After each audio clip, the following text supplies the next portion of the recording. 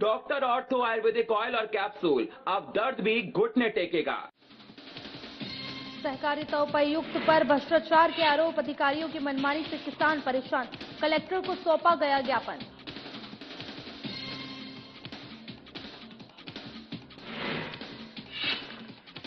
सांसद दर्शन सिंह चौधरी ने सुनी जन समस्याएं, बड़ी संख्या में पहुंचे लोग। सांसद ने समस्याओं के समाधान के लिए अधिकारियों को दिए दिशा निर्देश।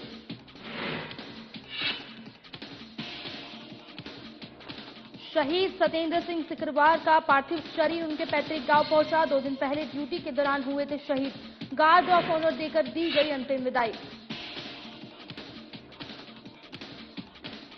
दिंडोरी में सड़क निर्माण को लेकर लोगों में भारी आक्रोश। सड़क बनने के कुछ दिन बाद ही होने लगी खराब। लोगों का आरोप, घटिया सामग्री का हुआ इस्तेमाल।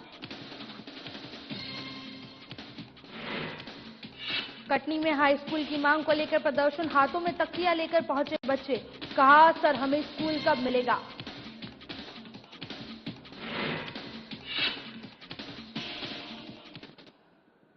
नमस्कार, मैं हूं आपके साथ निहारिका गुप्ता। बुलेटिन का आगाज करेंगे खबर जावरा से है, जहां स्थानीय नगर पालिका परिषद ने एसडीएमएफ योजना के अंतर्गत शहर के सौंदर्यीकरण और विकास की दिशा में एक बड़ा कदम उठाया। आपको बता दें कि करीब 5 करोड़ 73 लाख की लागत से बनने वाली रिटेनिंग वॉल और उद्यान का भूमि पूजन और शिलान्यास हुआ। कार्यक्रम का शिलान्यास जावरा क्षेत्र के अध्यक्ष अनम मोहम्मद यूसुफ कपड़ा ने किया। इस अवसर पर मुख्य नगर पालिका अधिकारी चंद्रशेखर सोनेस, उपाध्यक्ष सुशील कुंजरा और विभिन्न विभागों के सभापति आदि सहित पार्षदगण और नगर पालिका के कर्मचारी उपस्थित रहे।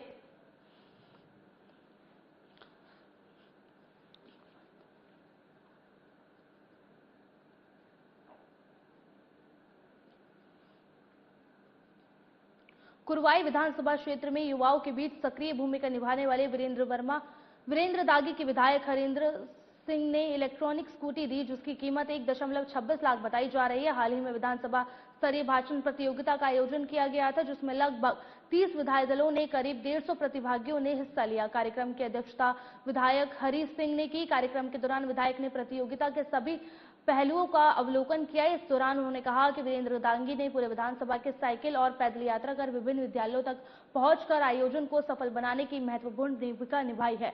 उनकी कार्यकुशलता, मेहनत और युवाओं के प्रति समर्पण को देखते हुए विधायक ने उन्हें प्रोत्साहन स्वरूप इलेक्ट्रॉनिक स्कूटी भेंट की। विधायक ने विश्वास जताया कि स्कूटी के माध्यम से वीरेंद्र दागी विधानसभा क्षेत्र के अधिक से अधिक विद्यालयों और युवाओं से जुड़कर सामाजिक और शैक्षणिक गतिविधियों को आगे बढ़ाएंगे।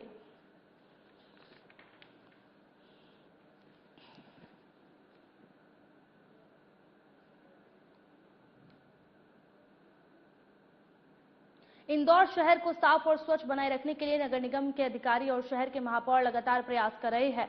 ऐसे में महापौर पुष्कर भार्गव ने शहर के दौरा किया। महापौर ने सबसे पहले तरण पुष्कर व्यवस्थाओं को देखा और उचित दिशा निर्देश दिए। इसके अलावा महापौर ने अधिकारियों को निर्देश दिए कि गर्मी के दिनों में उचित शुल्क बच्चों और सहित आम लोगों को स्विमिंग पूल में जाने की अनुमति दी जाए। इसके अलावा महापौर ने सब्जी मंडी पहुंचकर व्यापारियों से चर्चा करते हुए उन्हें सफाई व्यवस्था को बनाए रखने का सहयोग की अपील की।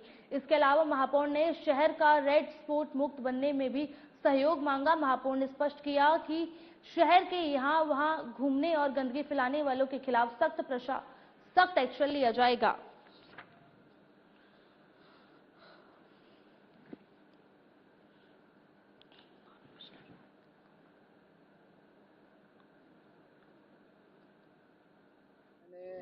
लक्ष्मण सिंह चौहान तरण पुष्कर जो महू नाका पर है उसका भी दौरा किया और इतवारिया सब्जी मंडी का भी दौरा किया है। सबसे पहले गर्मी में तरण पुष्कर और स्विमिंग पूल का बहुत आकर्षण रहता है, तो वहाँ के लोगों से भी मिला, वहाँ की व्यवस्था भी जानी और शुल्क को लेकर जो विषय आया था तो उसमें निर्देश दिए कि 3 महीने की फीस लेकर भी गर्मी में बच्चों को और जो लोग आए उनको आने की अनुमति देने की घोषणा की है। साथ ही सफाई की दृष्टि से मंडियों में लोग प्लास्टिक का उपयोग ना करें, उसके निर्देश दिए हैं। घर से लोग झोला लेकर आएं और बाजार में जिन दुकानों के बाहर रेड स्पॉट हैं उन दुकान वालों से भी फोन पर बात की और उनको कहा है कि भाई अपनी दुकान के बाहर रेड स्पॉट ना रहे, या तो वो थूकते होंगे या उनके आने वाला ग्राहक थूकता होगा। तो ये रेड स्पॉट फ्री इंदौर करने के अभियान में सब लोग सहयोग करें, अन्यथा सारे अधिकारियों को निर्देश दिए हैं कि वो शहर को मुख्यतः बाजारों को रेड स्पॉट फ्री बनाने के लिए चालानी कार्रवाई भी करें। बल्लियों को लेकर ही देखिए, हमने ग्राहकों से और इंदौर के रहवासियों से आग्रह किया है कि जब वो घर से आते हैं तो झोलाधारी इंदौरी हैं हम सब, अपने घर से झोला लेकर आए। इंदौर में पिछले 4 दिनों में तापमान में लगातार बढ़ोतरी दर्ज की जा रही है। आपको बता दें कि शहरी अधिकतर तापमान 44 डिग्री सेल्सियस तक पहुंच गया है, जो सामान्य से करीब 4 डिग्री ज्यादा है। वहीं रात का तापमान भी 30 डिग्री के आसपास बना हुआ है। मौसम विभाग के अनुसार 17 और 18 मई तक इसी तरह भीषण गर्मी का दौर जारी रहेगा। इंदौर सहित मालवा अंचल के कई जिलों में ऑरेंज अलर्ट जारी किया गया है। खासतौर पर रतलाम जिले में सीवियर हीट वेव का अलर्ट जारी किया है, जहां तापमान 47 डिग्री तक पहुंचने का अनुमान है। इसको लेकर डॉक्टर आनंद हरसाना ने बताया है कि इस वर्ष गर्मी ने पिछले 10 वर्षों का रिकॉर्ड तोड़ दिया है। मौसम विभाग ने लोगों को दोपहर में बेहद जरूरी होने पर ही घर से बाहर निकलने की सलाह दी है। साथ ही सूती कपड़े पहनने, शरीर को ढककर रखने और लगातार पानी पीते रहने की अपील की है। किसानों को भी खेतों में काम करते समय विशेष सावधानी बरतने के निर्देश दिए गए हैं ताकि लू के असर बचे जा सके।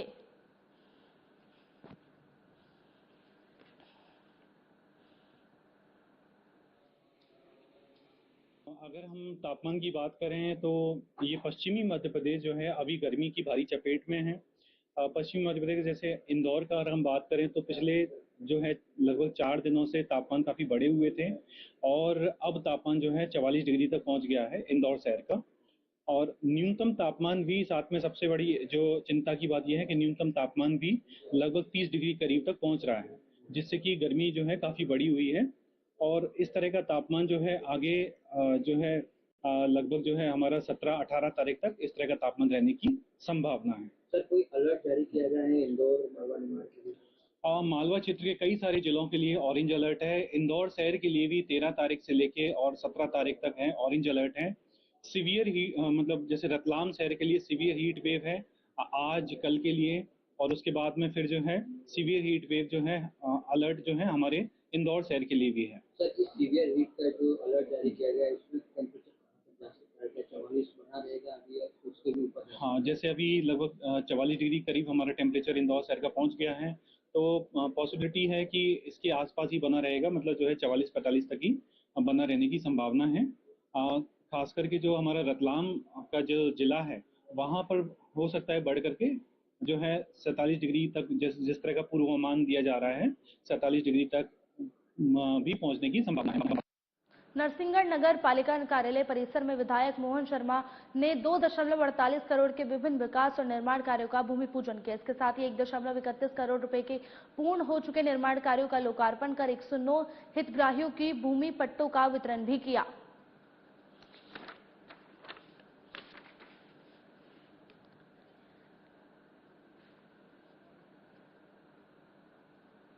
कटनी में स्कूल, अस्पताल और चौपाटी के पास संचालित शराब दुकान को लेकर विरोध तेज हो गया है। ओबीसी महासभा जिला कटनी ने आबकारी विभाग को ज्ञापन सौंपकर तत्काल शराब दुकान बंद करने की मांग की है। महासभा का आरोप है कि संबंधित शराब दुकान अंजुमन स्कूल और शासकीय अस्पताल के पास संचालित हो रही है। इसके स्कूल आगे जाने वाले छात्र छात्राओं, महिलाओं और अस्पताल पहुंचने वाले मरीजों को परेशानी का सामना करना पड़ रहा है। ज्ञापन में कहा गया है कि शराबी आए दिन अभद्रता और विवाद करते रहते हैं, जिससे क्षेत्र का माहौल खराब हो रहा है। महासभा ने चेतावनी दी है कि यदि जल्द कार्रवाई नहीं हुई तो उस उग्र आंदोलन किया जाएगा।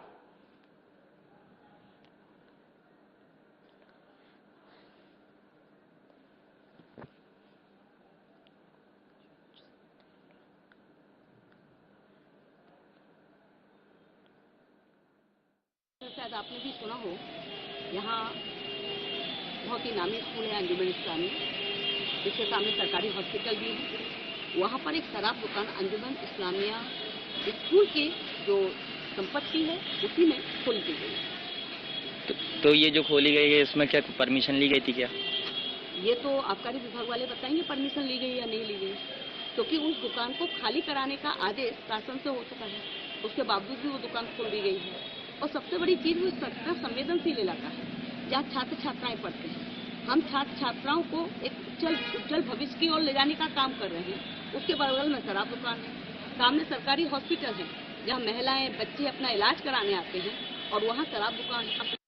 मध्य प्रदेश राज्य सफाई कर्मचारी आयोग के अध्यक्ष प्रताप करोसिया नीमच दौरे पर पहुंचे, जहां उन्होंने जिला पंचायत सभाकक्ष में अधिकारियों की बैठक ली। बैठक में जिला कलेक्टर, पुलिस अधीक्षक, नगरपालिका अधिकारियों सहित विभिन्न विभागों के अधिकारी मौजूद रहे। इस दौरान सफाई कर्मचारियों से जुड़े मुद्दों पर विस्तार से चर्चा की गई। बैठक में अध्यक्ष प्रताप करोसिया के स्पष्ट निर्देश देते हुए कहा कि सफाई कर्मचारियों को समय पर वेतन भुगतान सुनिश्चित किया जाए। साथ ही उन्होंने कहा कि कर्मचारियों की समस्याओं का त्वरित समाधान किया जाए। बैठक में सफाई कर्मचारियों के वेतन भत्ते, अनुकंपा नियुक्ति और रिक्त पदों की पूर्ति, pension, ESI, PF, Awas Yojana और सामाजिक सुरक्षा से जुड़े विभिन्न विषयों पर भी चर्चा की गई।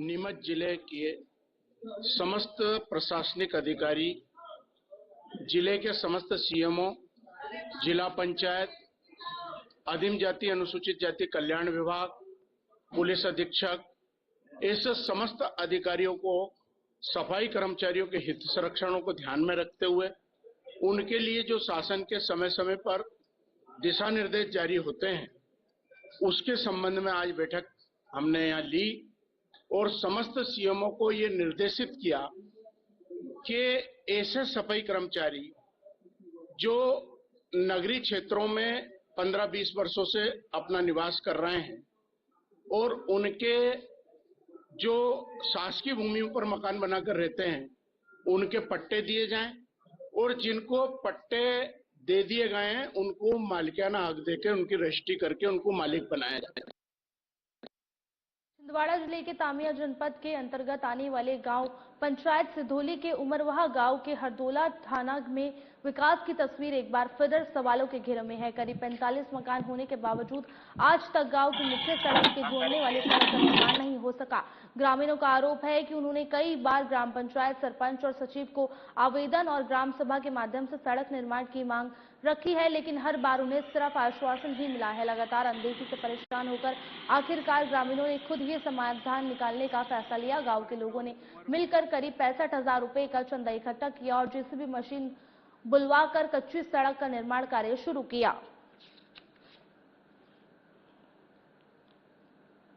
परिषद के अंतर्गत आने वाली ग्राम पंचायत सिंदोली में मौजूद है, जहां सिंदोली का एक ढाना उमरवाहा है, जहां पे 45 मकानों की बस्ती है। ग्रामीण वासियों ने बार बार शिकायत किया कि आजादी के बाद आज तक इस गांव में सड़क मार्ग का निर्माण नहीं किया गया। बार बार शिकायत करने के बाद भी आला अधिकारी के साथ शासन प्रशासन ने इस ओर ध्यान नहीं दिया।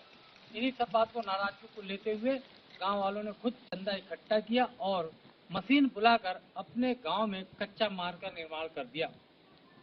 एक और डिजिटल इंडिया कहने पर इस तरह के कार्य को देखते हुए विकास कार्य की पोल खुलते नजर आ रही है। अब देखना यह है कि इस गांव में पक्की सड़क का निर्माण आखिर कब होता है। साधना न्यूज एमपीसीजी से मैं सुएब सिद्दीकी, कैमरामैन रेहान के साथ। नरसिंहपुर जिले में समर्थन मूल्य पर गेहूं, चना और मसूर खरीदी को लेकर सहकारिता विभाग एक बार फिर विवादों में है। जिला पंचायत सदस्य धनंजय पटेल ने मंगलवार को कलेक्टर रजनी सिंह को एक शिकायत पत्र सौंपा है। इसमें उपायुक्त सहकारिता दिनेश चौरसिया और वरिष्ठ सहकारिता निरीक्षक राजेंद्र पर पद के दुरुपयोग, भ्रष्टाचार और उपार्जन कार्य में अनियमितताओं के गंभीर आरोप लगाए गए हैं। मामले में कलेक्टर रजनी सिंह ने कहा है कि इस मामले की जांच कराकर कार्रवाई की जाएगी। शिकायत में कहा गया है कि अधिकारियों की मनमानी के कारण किसान और समिति कर्मचारी परेशान हो रहे हैं, जिससे खरीदी व्यवस्था प्रभावित हो रही है। आरोप है कि जिले की 22 समितियों को बिना किसी अवैधानिक आदेश के नॉन एफयू का हवाला देकर ब्लैकलिस्ट कर खरीदी कार्य से बाहर कर दिया गया है। उपायुक्त दिनेश चौरसिया पर आरोप लगाया गया है कि वह सप्ताह में केवल 1-2 दिन ही कार्यालय आते हैं और विभागीय कार्यों के बजाय निजी गतिविधियों में व्यस्त रहते हैं। शिकायत में यह भी उल्लेख किया गया है कि जिला पंचायत की सामान्य सभा की बैठक में दोनों अधिकारी उपस्थित होने से बचते रहे और जनप्रतिनिधियों के सवालों का संतोषजनक जवाब नहीं दे सके।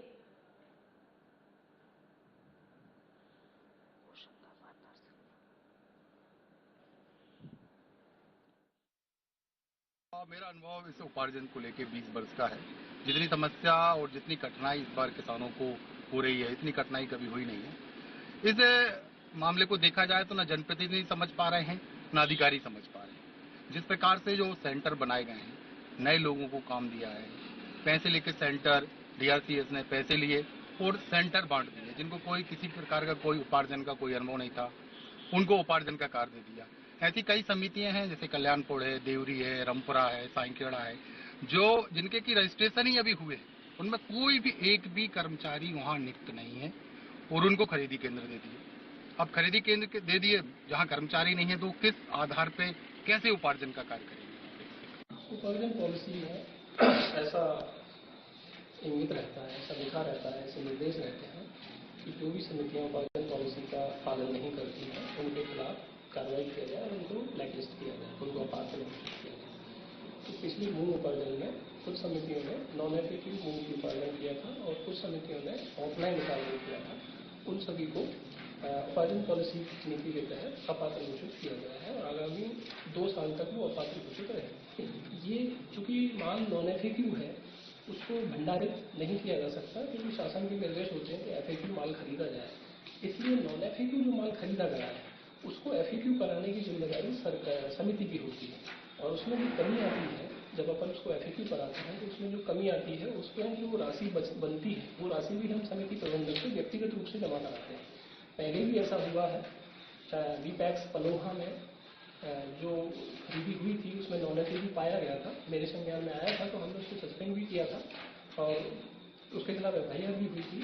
और जब माल को छनवाया गया तो जो शॉर्टेज आई उसका हमने उसकी पैसे भी जमा कराए, लेकिन उसके बावजूद भी जिला प्रशासन ने मुझे दोषी माना था और कमिश्नर महोदय ने मेरा एक इंक्रीमेंट भी रोक दिया। तो उस बात की गंभीरता है, तो इस बात से आगे ऐसी गलती ना हो, सबको कठोर दंड मिलता रहे, कोई भी ऐसा नॉन एफएक्यू या उपार्जन नीति से हटके काम ना करे, इसलिए कार्रवाई की। होशंगाबाद नरसिंहपुर लोकसभा क्षेत्र के सांसद दर्शन सिंह चौधरी ने अपने निवास पर जनता से मुलाकात कर उनकी समस्याएं सुनी और संबंधित विषयों के जल्द समाधान के लिए अधिकारियों को आवश्यक निर्देश दिए। सांसद चौधरी ने कहा कि जन सेवा और क्षेत्रवासियों को विश्वास ही उनकी सबसे बड़ी शक्ति है। इस दौरान सांसद चौधरी ने बनखेड़ी तहसील की गेहूं उपार्जन कार्य में लगी सहकारी समितियों के प्रतिनिधियों के साथ चर्चा कर उपार्जन व्यवस्थाओं की और बेहतर बनाने के लिए दिशा निर्देश दिए हैं। समितियों के प्रतिनिधि ने उपार्जन कार्य में आ रही विभिन्न समस्याओं और दिक्कतों के अवगत कराया। सांसद चौधरी ने जनता को निर्बाध और सुचारू विद्युत आपूर्ति सुनिश्चित करने, ट्रांसफार्मर खराब होने की स्थिति में त्वरित सुधार कार्य करने और ग्रामीण क्षेत्रों में विद्युत संबंधित शिकायतों का शीघ्र निराकरण करने के निर्देश दिए। इस अवसर पर पार्टी के वरिष्ठ नेता सहित बड़ी संख्या में लोग उपस्थित रहे।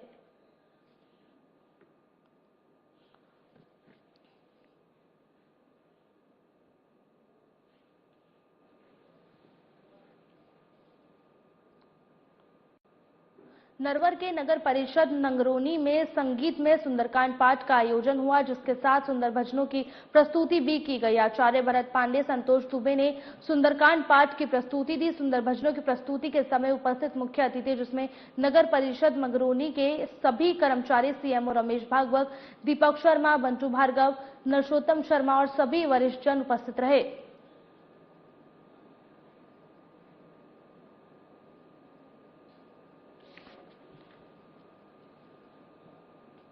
शहीद सत्येंद्र सिंह सिकरवार आर्मी सिंगवान के हवलदार के पद पर पटियाला में पदस्थ थे। ड्यूटी के दौरान हुए शहीद सत्येंद्र सिकरवार ने आने की सूचना मिलते ही सिकरवारी क्षेत्र के आसपास के गांव में वीर सपूत सत्येंद्र सिकरवार को देखने के लिए जन सैलाब उमड़ पड़ा। जैसे ही सत्येंद्र सिकरवार की पार्थिव शरीर उनके गांव कलोपोरी सरसैनी पहुंचा तो सारे गांव ने दुख का सैलाब उमड़ पड़ा। परिजनों का रो रो कर बुरा हाल हो गया है। गांव आने के बाद शहीद सत्येंद्र सिंह सिकरवार को राजकीय सैन्य सम्मान के साथ सलामी, गार्ड ऑफ ऑनर लेकर उनकी अंतिम विदाई दी गई।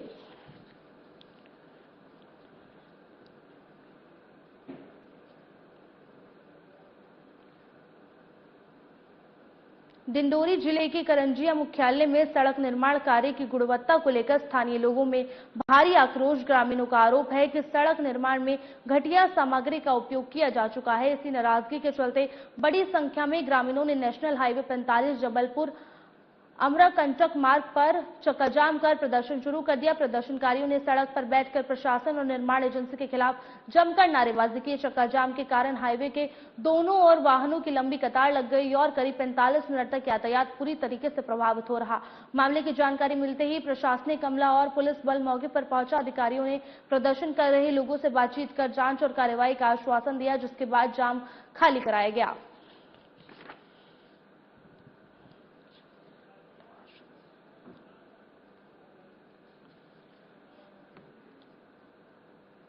मध्य प्रदेश के बड़वा शासकीय अस्पताल में मंगलवार को अंतर्राष्ट्रीय नर्स दिवस के अवसर पर बीएमओ डॉक्टर राजेंद्र मिग्रोट और संस्था प्रभारी डॉक्टर यशवंत डंगला के मार्गदर्शन में और जिला ब्लड अधिकारी डॉक्टर विनय सिंह चौहान के नेतृत्व में एक निजी अस्पताल के सहयोग से रक्तदान शिविर का आयोजन संपन्न हुआ, जिसमें रक्तदाताओं ने 100 यूनिट का रक्तदान किया गया। इस मौके पर रक्तदान शिविर में केंद्रीय औद्योगिक सुरक्षा बल के सदस्यों ने बड़ी संख्या में पहुंचकर रक्तदान किया।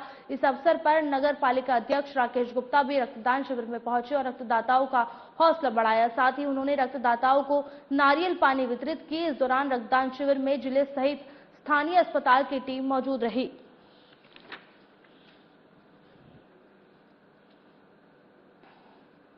बैतूल जिले के बैतूल आठनेर मार्ग पर सोमवार देर रात एक दर्दनाक सड़क हादसे में लोक स्वास्थ्य यात्री विभाग में एक कर्मचारी की मौत हो गई, जबकि उनका साथी गंभीर रूप से घायल हो गया। हादसा अमदर मोड़ के पास हुआ, जहां एक अज्ञात तेज रफ्तार कार ने उनकी बाइक को टक्कर मार दी। घायल कर्मचारी के प्राथमिक उपचार के बाद नागपुर रेफर किया गया। मृतक की पहचान 32 वर्षीय राजेश वसूले के रूप में हुई है। वे पीएचई विभाग की मैकेनिकल विंग में कार्यरत थे। बताया जा रहा है कि राजेश अपने साथी कर्मचारी हिमांशु मगरदे के साथ विभागीय काम से कोल गांव जा रहे थे। वहां पेयजल व्यवस्था के लिए बोरिंग मशीन का कार्य चल रहा था, जिसकी निगरानी के लिए दोनों निकले थे। रास्ते में अमदर मोड़ के पास तेज रफ्तार कार ने उनकी बाइक को जोरदार टक्कर मार दी। हादसा इतना भीषण था कि दोनों युवक सड़क पर दूर जा गिरे। दोनों घायलों को जिला अस्पताल पहुंचाया गया। डॉक्टरों ने जांच के बाद राजेश वसूले को मृत घोषित कर दिया। वहीं हिमांशु मगरदे की हालत गंभीर होने पर उन्हें आईसीयू में भर्ती किया गया है।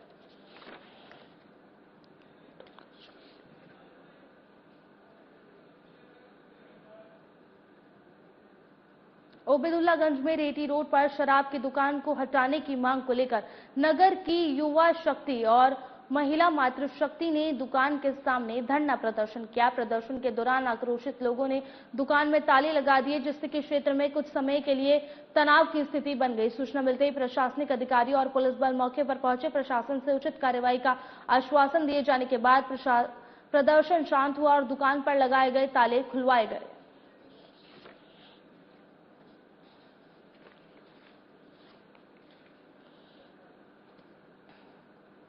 डिंडोरी कोतवाली पुलिस ने मुखबिर की सूचना पर कार्रवाई करते हुए धनासागर क्षेत्र में स्कूटी से आई जा रही अवैध अंग्रेजी शराब की पुलिस ने करीब 35 लीटर अंग्रेजी शराब और स्कूटी जब्त कर एक आरोपी के खिलाफ मामला दर्ज कर लिया है। बताया जा रहा है कि शराब समनापुर शराब दुकान से नगर की दुकानों में सप्लाई के लिए लाई जा रही थी। जब्त शराब और उपयोग में किए जा रहे वाहन की कुल कीमत 1,19,928 रुपए आंकी गई है।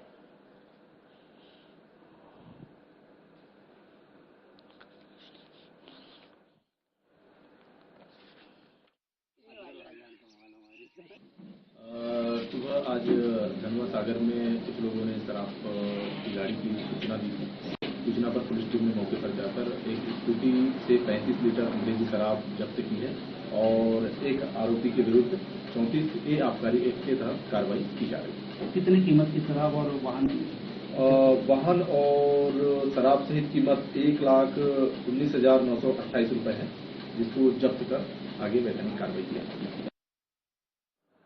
कटनी जिले की जनसुनवाई में कल एक बेहद भावुक तस्वीर सामने आई, जब बहरबीन तहसील के गांव चरगवा से पहुंचे स्कूली बच्चों ने अपने खाली स्कूल बैग प्रशासन को सौंपते हुए सवाल किया, सर हमें हमारा स्कूल कब मिलेगा। बच्चों ने ग्रामीण और अभिभावकों के साथ शिक्षा मंत्री के नाम अतिरिक्त कलेक्टर को ज्ञापन सौंपकर गांव के मिडिल स्कूल को हाई स्कूल में उन्नत करने की मांग की है। ग्रामीणों का कहना है कि 9वीं और 10वीं की पढ़ाई के लिए बच्चों को करीब 10 किलोमीटर दूर दूसरे गाँव जाना पड़ता है, जिससे खासकर बालिकाओं की पढ़ाई प्रभावित हो रही है। हाथों में तख्तियां लेकर पहुंचे बच्चों ने शिक्षा के अधिकार को लेकर प्रदर्शन किया। ग्रामीणों ने मांग की है कि आगामी सत्र से चरगवा में हाई स्कूल शुरू किया जाए और बच्चों को बेहतर शिक्षा सुविधा उपलब्ध कराई जाए।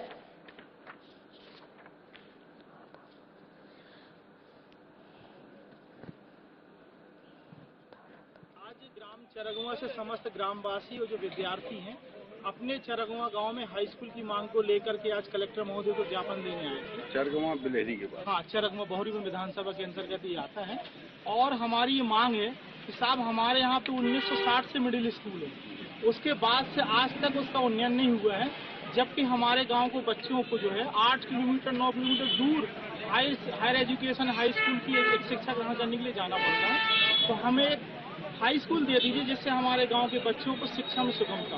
आसपास कितने दूर, सराउंडिंग में कितनी दूर? सराउंडिंग 8 किलोमीटर दूर।